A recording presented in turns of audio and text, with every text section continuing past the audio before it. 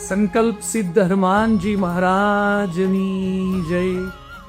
હનુમાન જયંતી ચૈત્રી પૂર્ણિમાનું પરમ પવિત્ર પર્વ, હનુમાનજી મહારાજનો પ્રાગટ્ય ઉત્સવ, રામના દૂત, અતુલિત બલધામા, જ્ઞાન ગુણ સાગર, બળ હોય પણ જ્ઞાન ન હોય, જ્ઞાન હોય પણ ગુણ ન હોય, જે સર્વાંગ સંપૂર્ણ છે, જેનામાં વિદ્યા છે, વિવેક છે, વિનય છે, એ હનુમાનજી મહારાજ છે।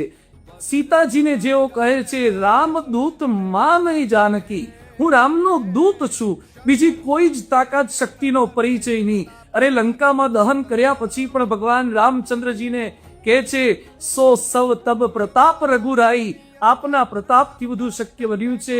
પરિચય આપતા હનુમાન જયંતીએ શીખવા જેવું છે। પ્રલોભનોમાં મૈનાક પર્વત સામે અટકતા નથી।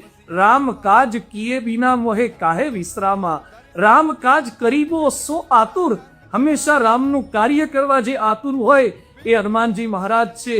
સેવા એ જ એમનો જીવન મંત્ર હતો, અને જે પ્રતિરોધોમાં પ્રશ્નોમાં પણ ગભરાય નહીં એ હનુમાનજી મહારાજ છે, જે હંમેશા ભગવાનના વળથી જજુમે છે અને જે લોકોના સંકટ મોચન છે।